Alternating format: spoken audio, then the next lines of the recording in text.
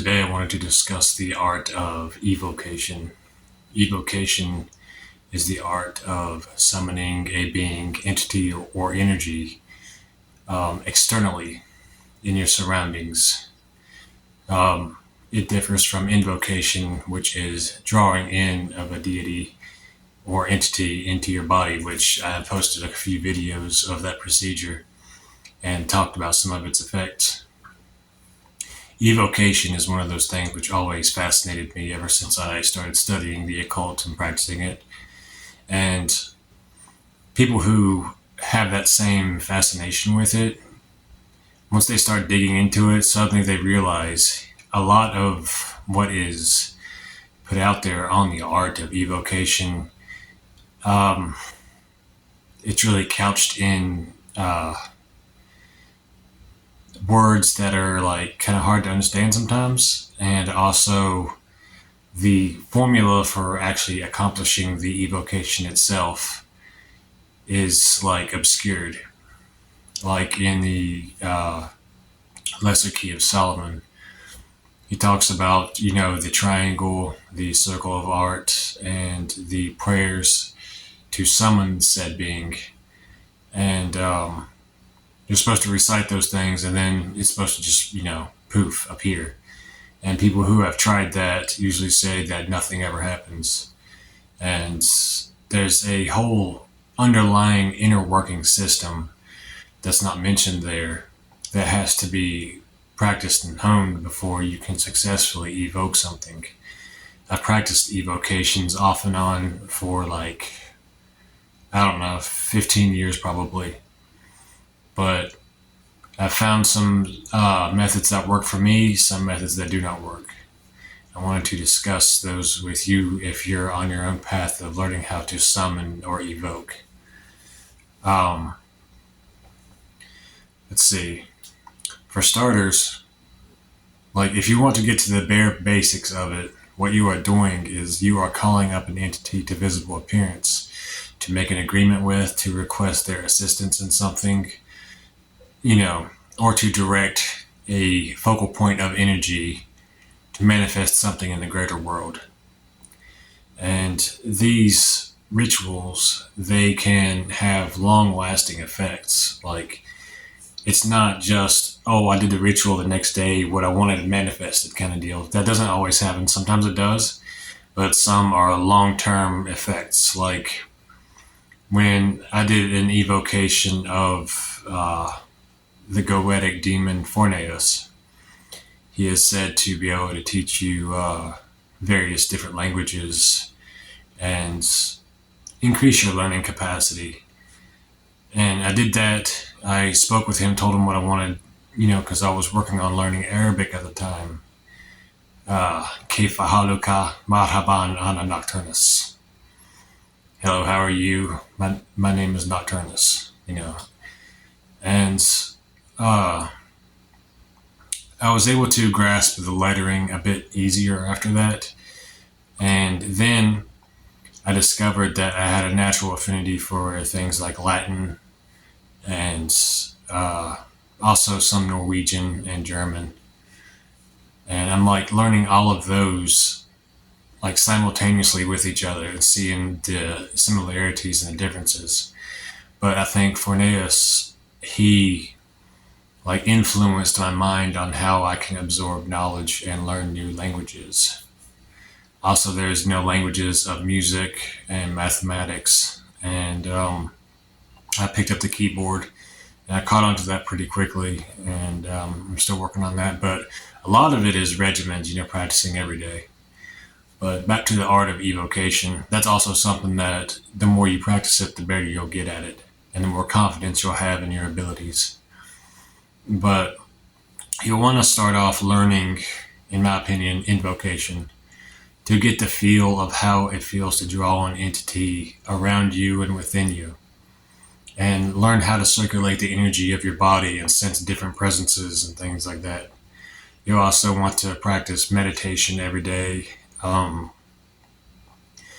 honing your one-pointed focus, because evocation requires a great deal of one-pointed focus for an extended period of time. Work with sigils, both creating sigils and utilizing them. There are methods of gazing at a sigil until it disappears and reappears, and it's supposed to be charged at that point.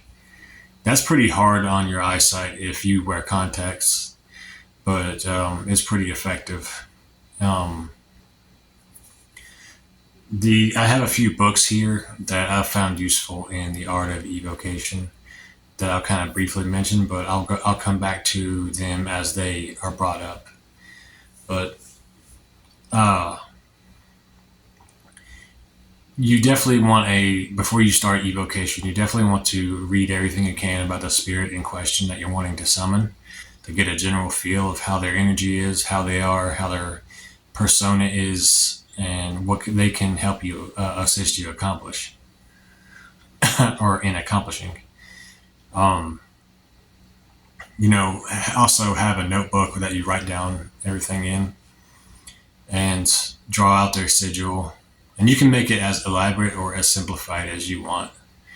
But the simplest method, I would say, if you really want to dive into it, would be to, I've said this in other videos on another YouTube account I had, but you find a plain wall in your house or a place that's like completely dark, out in nature possibly, and you can place the sigil of the entity you want to summon on the ground.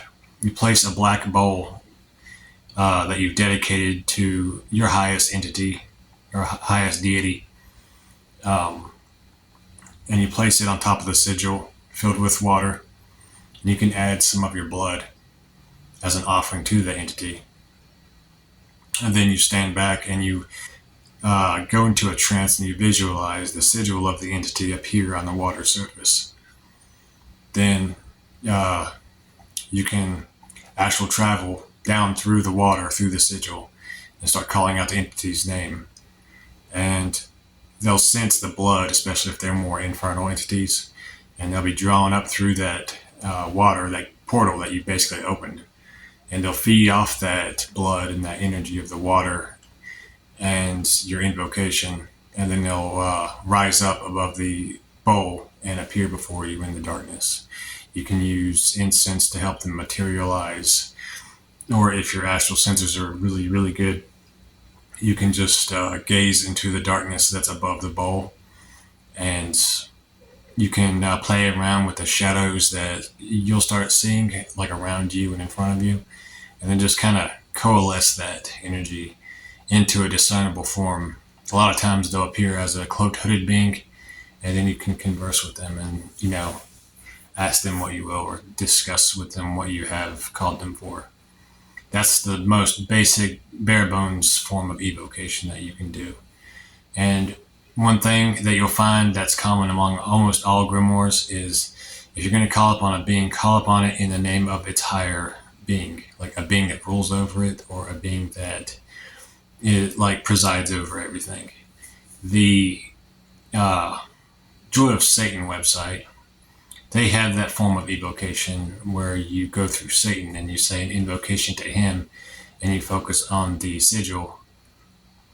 And that is actually as effective as your traditional having a triangle and a circle, and someone who is just getting into the occult might try using divine names, and there's a lot of Hebrew god names and stuff that people use.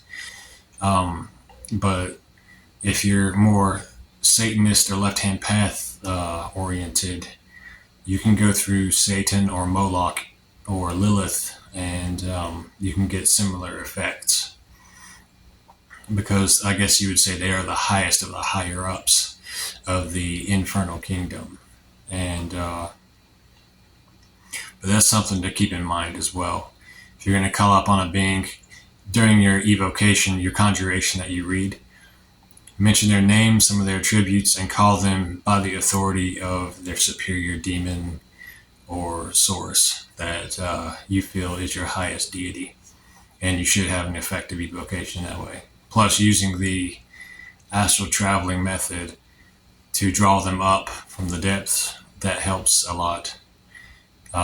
it all kind of combines together your visualization ability, your meditation skills, your ability to vibrate words of power, your ability to sense energies.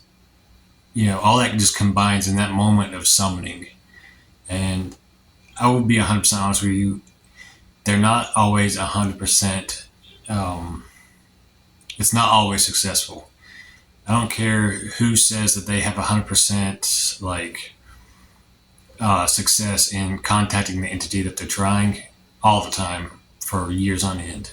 That's not going to happen, except probably in very rare cases. If they say that they can 100% all the time connect with the entity that they're trying to and summon them to visible appearance and get what they want out of it, then most likely 99% of the time they are going to try to sell you something, a product or, their occult services and stuff. But most of my evocations that I've done were, I would say, probably around 90% effective. But there's also various different grimoires who tell you different techniques of how to summon. But I would say the best starting point occult books that you should get if you wanted to get into the art of summoning and evocation would probably be, well, I don't have it right here with me right now, but The Art of Evocation, or Summoning Spirits, The Art of Evocation by Constantinos. That book has a framework for developing your astral senses, from start to finish, developing everything you need to be able to successfully summon. It does have, a traditional form of, I guess, Golden Dawn version of summoning entities to visible appearance. And he talks about two forms of it, which is using a scrying mirror, which most modern occultists do, because it requires less, preparation and it's quicker. And also evocation to the physical plane, where you bring the being over the triangle in visible form. And both of those are pretty effective. But as I said, if you're more left-hand path oriented, I would say use those use those meditation, that training program that he has in there. And then you can branch off to something like, this, Clavis Inferni de Ars Goetia. It is strictly satanic in its delving into the Goetia. And it has some tools that you can create, and then very, very effective conjurations for each of the goetic demons within. And I've had, great success with this. One time I summoned the goetic demon Marbus with that book. And you know how in grimoires you hear about a spirit appearing with a great roar, or a certain stench about them, and you have to keep a ring to your nose and stuff like that. Well, when I summoned Marbus, it's like I felt the pressure over my ears become so great, because he basically roared when he showed up, and I had a ringing in my ear like I was at a concert for an hour later. It was a really intense experience, but it was really effective. He did exactly what I asked, and that was really cool. I'm really thankful for that spirit, because he's helped a lot with different things. But it calls upon the four greater beings that are over the goetic spirits, like Amaimon and beings like that. It also has a few good Latin chants in it. At the beginning, it does have a ritual where you are basically selling your soul to Satan, but only if you feel drawn to do it. And I would say have a deeper purpose behind that, besides just, you want wealth, money, power, fame, whatever. Because I believe in reincarnation, and I think, the pacts that you make with the entity, they travel with you throughout your lifetimes. And because I remember being here a few lives, and I've made different pacts with different beings through different incarnations. And that's just something to keep in mind. You can also make a pact saying that you seek his assistance during your course of working with the entities, and that should also work as well. It just depends on where your level is as far as how you see, the concept of the soul and what your ultimate alignment is. But yeah, that's a really effective book. Um, Another method of evocation, summoning a demon, is this book right here, How to Summon Demons by the Ionist group. It's from a Hindu perspective. And what you do is you draw the yantras or symbols of the entity on the ground or on paper on the ground at night at 2 a.m. And you keep chanting the name over and over again until the entity's presence is manifested in the room. And then you can communicate with them. And that's a pretty, it's a simple technique, but its effects are quite profound. And it opens up negative realms or realms of negative energy, because they believe in positive and negative dimensions. And those negative dimensions are saturated with negative energy that the entity can direct at your request to an enemy to destroy them, or they can also siphon negative energy from your body and from your life to give you success and hidden wisdom and things like that. So that's something else to think about and check out. But I think I will have probably 2 parts to this,